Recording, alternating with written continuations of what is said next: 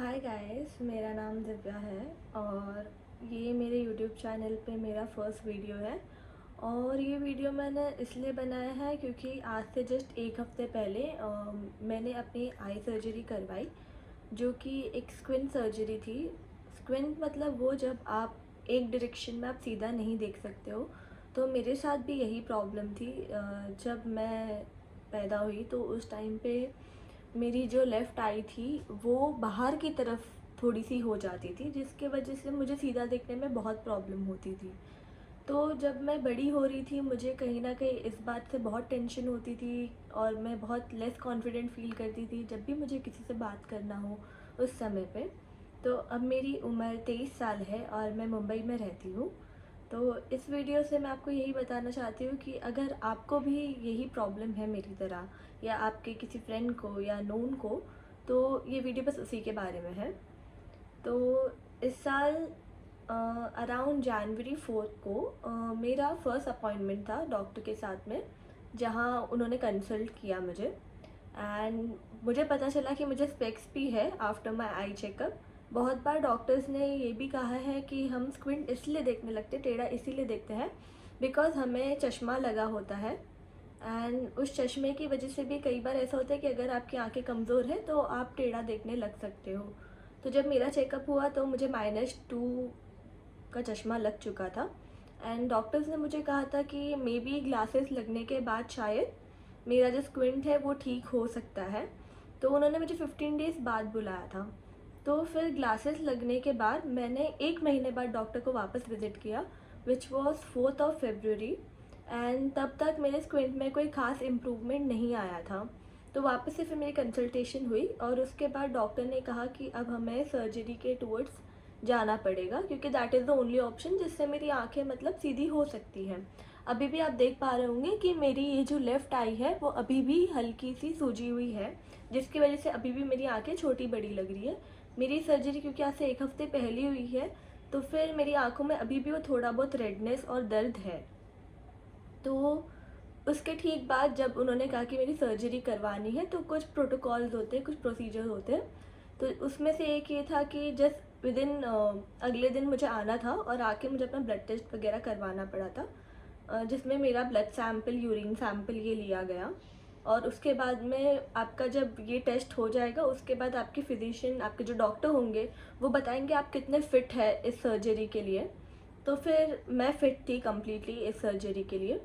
तो फिर within 5 days ये सर्जरी करवानी होती है आपके ब्लड टेस्ट के बाद आपको। तो फिर वो दिन था जिस दिन मेरी सर्जरी होने वाली थी। मैं इस वीडियो के एंड में अपने कुछ फ़ोटोज़ शेयर करूँगी बिफ़ोर एंड आफ्टर सर्जरी के, क्योंकि मेरा फर्स्ट यूट्यूब वीडियो है तो मुझे ज़्यादा कुछ एडिटिंग वगैरह भी नहीं पता है। ये बस एज़ कि ये एक इन्फॉर्मेशन के लिए मैंने बस ये वीडियो बना दी। तो नेक्स्ट डे जब मेरी सर्जरी थी तो मेरी जो सर्जरी थी वो अंडर लोकल एनेस्थीसिया थी। तो लोकल एनेस्थीसिया में ये होता है कि बेसिकली वो आपके आँखों में इंजेक्शन देते हैं जस्ट यहाँ पर जहाँ पर आप काजल लगाते हैं। एंड जो दूसरा इंजेक्शन होता है वो आपके आईलिड के ऊपर लगाई जाती है, बिल्कुल यहाँ पर। तो फिर उसके बाद में नेक्स्ट डे मुझे अराउंड 7 हॉस्पिटल बुलाया गया था, अराउंड 9 वो मुझे अंदर ले गए आईसीयू में। तो not ICU, sorry, operation theatre में। एंड वहाँ पे फिर जब उन्होंने मुझे सबसे फर्स्ट इंजेक्शन लगाया, मुझे लोगों ने बोला था कि वो बहुत कम पेनफुल होगा, उसमें बिल्कुल भी पेन नहीं होगा, बट देन ऐसा नहीं था। बिकॉज शायद मैं बहुत डरती हूँ, मुझे कभी इतनी गहरी चोट वगैरह नहीं आई या कभी मैंने इतने इंजेक्शन नहीं लिए। तो मेरे लिए तो बहुत ही बुरा एक्सपीरियंस था और मैं नहीं ले पाई वो इंजेक्शन, क्योंकि मैंने एक इंजेक्शन ले लिया था, बट देन ऑब्वियसली दूसरा इंजेक्शन लेने में मेरे में हिम्मत नहीं थी। तो क्योंकि बिफोर सर्जरी वो उन्होंने आपके हाथ पे ब्लड प्रेशर मॉनिटर करने के लिए वो जो फिंगर पे पहनाता है, आई डोंट नो से क्या कहते हैं, वो पहनाया होता है। देन अगेन आपके हार्ट को मॉनिटर करने के लिए भी मतलब वो सारा कुछ आप पे लगा हुआ होता है। तो मैं इतनी डर गई थी उस टाइम पे कि मेरे से हुआ ही नहीं। और मेरा ब्लड प्रेशर भी जो था वो काफ़ी लो हो गया था और मैं बहुत काँप रही थी। तो ये तो मैं हूँ, मैं डरती हूँ, ज़रूरी नहीं कि आप डरो या आपका कोई फ्रेंड है या जो भी है आपके फैमिली में वो डरे, ये मैं मेरा एक्सपीरियंस बता रही हूँ। तो उस दिन फिर इस कारणों की वजह से मेरी सर्जरी नहीं हुई और डॉक्टर्स ने मुझे घर भेज दिया था। मेरे आईज़ पे पैच लगा ही दिया था उन्होंने, बिकॉज उन्होंने इंजेक्शन दिया था इसीलिए या जो भी। एंड फिर मुझे कहा गया था कि मैं नेक्स्ट वीक आऊँ। तो नेक्स्ट वीक मैंने ये ऑप्ट किया था, मैंने अपने डॉक्टर से बात की, मैंने कहा कि नहीं यार मैं ऐसे तो नहीं करवा पाऊँगी अपनी सर्जरी, बिकॉज मुझे बहुत डर लगता है इस चीज़ से। इंजेक्शन, एंड सिर्फ इंजेक्शन की बात नहीं थी, मतलब मुझे ये भी डर था कि मतलब जब डॉक्टर्स वो सारे जो चीज़ें जो मेरी आँखों में जाने वाले हैं, अगर जब वो उसे यूज़ करेंगे मेरी आँखों पर, तो मुझे कितना डर लगेगा, बिकॉज लोकल एनेस्थीसिया में आप बेहोश तो नहीं होते हो, ये आँख से तो मुझे दिख ही रहा होता सब कुछ मेरे राइट आई से, बट देन लेफ्ट आई बस मेरी नंब होती, तो वो डर था कहीं ना कहीं। तो मैंने डॉक्टर से कहा कि मुझे आप बेहोश करके अगर पॉसिबल है तो क्या आप ये कर सकते हैं, तो डॉक्टर्स ने कहा हाँ जी बिल्कुल हम ये कर लेंगे आपके लिए। तो जब नेक्स्ट वीक मुझे बुलाया गया था, मुझे 12 घंटे की फास्टिंग के साथ वहाँ पे बुलाया गया था। मुझे 12 घंटे पहले से ही खाना पीना एकदम मना कर चुके थे, और क्योंकि मुझे सुबह 7 बजे हॉस्पिटल बुलाया गया था और मेरी सर्जरी अराउंड 8:39 को होने वाली थी। तब डॉक्टर्स ने ये कहा था कि सुबह में अराउंड 6, मतलब एक गुट थोड़ा सा पानी बस मुझे पीने दिया गया था, और उसके अलावा तो कुछ नहीं। मुझे तो 12 घंटे पहले कहा गया था, बट दिन मैंने रात के 10 बजे से ही खाना वगैरह सब अपना खा लिया, उसके बाद मैंने कुछ भी नहीं खाया पिया। एंड अगर आप ऐसे कोई हो जो कि स्मोक करते हैं और आपको ये सर्जरी करवानी है, आपके नोन्स में अगर कोई स्मोक करता है, तो ये एडवाइस है कि मतलब आपको स्मोक नहीं करना है एनेस्थीसिया से जस्ट एक दिन पहले। इसमें कोई प्रॉब्लम तो नहीं है, बट ये आपके ही अच्छे के लिए है, बिकॉज स्मोकिंग से आपके ब्लड प्रेशर में काफ़ी इम्पैक्ट आता है। तो बस आपको ये ध्यान रखना है कि आप ऐसा कुछ ना करें। तो नेक्स्ट डे फिर जो यहाँ पे हमें ड्रिप दी जाती है, जो यहाँ पे इंजेक्शन लगता है, वो मुझे लगाया गया। एंड फिर वही मुझे जनरल एनेस्थीसिया जिसे कहते हैं, तो जनरल एनेस्थीसिया के लिए मुझे उस वार्ड में ले जाया गया। एंड जो मेरी ड्रिप थी यहाँ पे ही मुझे उन्होंने कुछ मेडिसिन दिए, वो खुद इंजेक्ट करते हैं यहाँ पे, आपको इंजेक्शन नहीं लगेगा, मतलब इसके अंदर वो डालते हैं वो ट्यूब खोल के। एंड आपके मुंह पे एक ऑक्सीजन मास्क दिया जाता है, जिसको मतलब आप 2 से 3 बार आप सांस लोगे तो आप बेहोश हो जाते हो। तो ये बेहोशी के दौरान ही मेरी सर्जरी हो गई, और मुझे कुछ भी नहीं पता चला कि मैं कब सो गई। मेरी लास्ट में मेरी यही है कि मैं बस उस ऑपरेशन थिएटर में गई थी, एंड डॉक्टर ने मुझे मेरे यहाँ पे दवाई डाली और मेरे मुंह पे मास्क रखा, एंड देन मैं पूरी ब्लैंक हो चुकी थी। जब मैं उठी तब सर्जरी के बाद ही मैं उठी, और फिर मेरी आंखों में काफ़ी पेन था। मैं तो यहाँ पे मेरे पैच लगी हुई थी मेरे लेफ़्ट आई पे, और मैं थोड़ी भी अपनी आंखें मूव नहीं कर पा रही थी। और बिकॉज एनेस्थीसिया के बाद ये भी होता है कि आपके बॉडी में काफ़ी पेन होता है, एंड थोड़ी कमज़ोरी तो होती है। तो ये सारा कुछ था। एंड उसके बाद में हाँ, बात करते हैं कॉस्ट की। आपकी तरह मुझे भी लगता था कि स्क्विंट सर्जरी बहुत महंगी होगी, क्योंकि मुझे लगता था शायद इसमें लाखों रुपए के खर्चे होते हो, और दूसरे लोगों से भी सुना ही हुआ था, कहीं ना कहीं कुछ वीडियोस देखे थे। तो मेरे केस में तो ऐसा नहीं था। मेरी जो सर्जरी की ओवरऑल कॉस्ट थी वो थी 19,000। ये डिफ़र भी कर सकती है, मतलब अलग अलग इंसान के लिए अलग अलग, मतलब आपका कितना स्क्विंट है क्या है। पर शायद जहाँ मैंने कराया है वहाँ पे मैंने जितने भी लोगों को देखा है उनका तो 19,000 ही कहा गया था कि उतने में हो जाएगा। तो मेरे 2 मसल की सर्जरी हुई है स्क्विंट की, एंड 19,000 उसका कॉस्ट था। अब क्योंकि मुझे डर था कि मैं होश में तो नहीं अपनी सर्जरी करवा पाऊँगी, तो मैंने बेहोश का जो उन डॉक्टर से बात की थी कि मुझे बेहोश होकर करवाना है, तो उसके लिए अलग से मुझे और 5,000 भरने पड़े। तो 19 + 5 वही 24,000 मेरा टोटल सर्जरी का कॉस्ट आया। ब्लड टेस्ट के मेरे 1,400 रुपये गए थे अलग से। एंड हाँ, अगर आप बेहोश होकर अपनी सर्जरी करवाना चाहते हैं तो इस केस में डॉक्टर आपको एक्सरे के लिए कहेंगे। मेरे एक्सरे का कॉस्ट भी अराउंड 600 आया। एंड दवाइयाँ जो डॉक्टर ने मुझे दी, मुझे 2 ड्रॉप्स दिए गए हैं, जो कि एक ये ड्रॉप है, पता नहीं यहाँ पे अच्छे से दिख रहा होगा या नहीं, पर मैं इसके बारे में आपको बता दूँगी डिस्क्रिप्शन में। और ये 2 ड्रॉप्स थी मेरी, जिसको मुझे दिन में 4 बार डालना होता है, 1-1 बूंद। एंड उसके अलावा एक और डॉक्टर ने मुझे क्रीम दी है, जो मुझे रात में सोने से पहले लगानी होती है, एंड उसके बाद मैं सो सकती हूँ।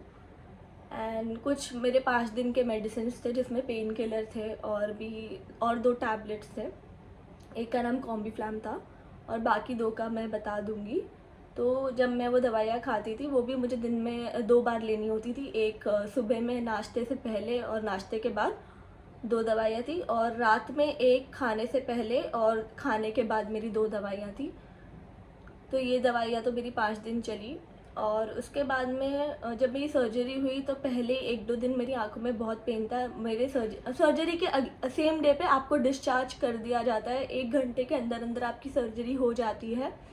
और जब मैं घर आई अपने सर्जरी के दिन, उसके अगले दिन मुझे वापस बुलाया गया था। एक दिन मेरी आंखें पूरी कवर्ड थी, वो कॉटन एंड वो सारी चीज़ों से, मैं उसकी भी फ़ोटो आपको दिखाऊंगी। तो नेक्स्ट डे फिर उन्होंने वो चीज़ खोल दी मेरी आंखों से। पर आपको ये ध्यान रखना होता है, अगर आप या आपके कोई फ्रेंड सर्जरी करवा रहे हैं तो आप प्लीज़ मेक श्योर करिए कि आप बाहर ना जाए ज़्यादा, या फिर अगर आप हॉस्पिटल भी जा रहे हैं, कहीं पे भी जा रहे हैं, तो अपनी आंखों का प्लीज़ ध्यान रखिए, क्योंकि धूल मिट्टी और पानी तो बिल्कुल नहीं जाने देना। मुझे डॉक्टर ने मना किया हुआ था कि मैं अपने बाल नहीं धो सकती, तो जब सर्जरी के 1 दिन पहले ही मैंने अपने बाल वगैरह धो लिए थे। तो वो चीज़ आपको अवॉइड करनी है, आपको अपना मुंह नहीं धोना। अगर आपकी आंखों की सर्जरी हुई है तो उस टाइम पे आपको उसे हाथ पहले सैनिटाइज करके अच्छे से, आपको कॉटन को गर्म पानी में पहले स्टेरिलाइज करना है, और उसके बाद हल्के हल्के से आपको आंखों के अंदर नहीं बट यहाँ पे कॉर्नर पे जाके आपको उसे क्लीन करना है धीरे धीरे। तो ये चीज़ आपको ध्यान रखनी है। मेरे पास वेट वाइप्स थे जिससे मैं अपना फेस क्लीन करती थी। तो ये सारी चीज़ें थी। अब आज मेरे स्किन के सर्जरी का आज 8th डे है, और कल मैं डॉक्टर के पास गई थी आफ्टर 1 वीक। तो मुझे एक ये डॉक्टर से क्वेश्चन था कि जब आपकी सर्जरी होती है, तो ये मेरे साथ हुआ है और भी कई लोगों के साथ हुआ है, मैंने पढ़ा है इस बारे में। जैसे मेरी लेफ़्ट आई की सर्जरी हुई है, तो मेरी लेफ़्ट आई जो पहले थी वो बाहर चले जाती थी, बट देन अभी ऐसा है कि सर्जरी के बाद मेरी ये जो आँख थी, ये मेरे नाक के पास ऐसे बीच में आ गई थी। तो इस वजह से मुझे ऐसा लगता था कि कहीं मेरी सर्जरी जो है वो ओवर करेक्शन, या फिर डॉक्टर ने कहीं उसे गलत तो नहीं सर्जरी मेरी कर दी। तो ऐसा नहीं, आपको बिल्कुल टेंशन नहीं लेनी है, क्योंकि सर्जरी के बाद एटलीस्ट आपको 10 से 15 दिन, या डिपेंड करता है आपके ऊपर ही कि कितना टाइम लगता है आपकी आंखों को सही जगह पे वापस आने के लिए, वहाँ पे डॉक्टर आपको बता देंगे। एंड रही बात पेन की, तो देखिए पेन जो होता है वो आपको ज़्यादा से ज़्यादा 3 से 4 दिन होगा। मुझे 3 से 4 दिन था, और आज जो मेरा 8th डे है, 8th डे पे मुझे बिल्कुल भी पेन नहीं फील हो रहा। बहुत मतलब ऐसा 1% फील हो रहा है पेन मुझे, उससे ज़्यादा तो नहीं हो रहा। ये एक चीज़ है।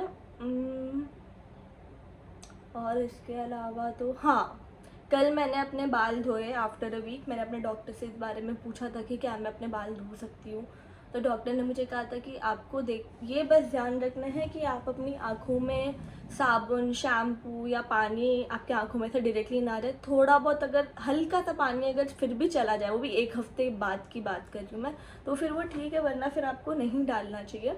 तो मेरे पास स्विमिंग गॉगल्स थे। मैंने पढ़ा था कहीं तो कि किसी की सर्जरी हुई थी एंड उन्होंने स्विमिंग गॉगल्स पहन के वो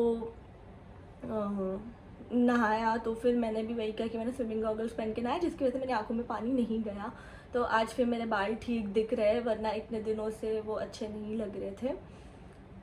तो बस यही सारी चीज़ें। अगर आप भी कोई ऐसे हो, या आपका कोई फ्रेंड या फैमिली या आपके मॉम डैड या किसी को भी अगर सर्जरी करवानी है, तो इतनी भी टेंशन वाली बात नहीं है ये। पर हाँ, आंखें आपकी ठीक हो सकती है। अब टेक्नोलॉजी बहुत अच्छी है पहले से। मैं समझती हूँ कि एक स्क्विंट होना, जब आप आई कांटेक्ट ना कर पाओ किसी से, तो ये कितना मुश्किल होता है हमारे लिए कि लोग क्या बोलेंगे, क्या हमारा मजाक उड़ेगा, ये सब। मैं इन सब चीज़ों से गुजरी हूँ। पर हाँ, इसमें इतनी कोई प्रॉब्लम वाली बात नहीं है, आप करवा सकते हैं अच्छे से। और बाकी मुझे क्या कहना था, एक तो मैं बहुत जल्दी भूल जाती हूँ मुझे जो भी कहना होता है, वो सारी चीज़ें।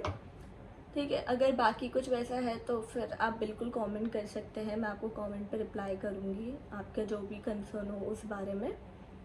एंड या बस यही सब था जो भी था। तो thank you so much for watching. And अगर आपको ऐसे है तो फिर बिल्कुल आप अपनी सर्जरी करवाइए एंड टेंशन मत लीजिए, सब अच्छा हो जाता है।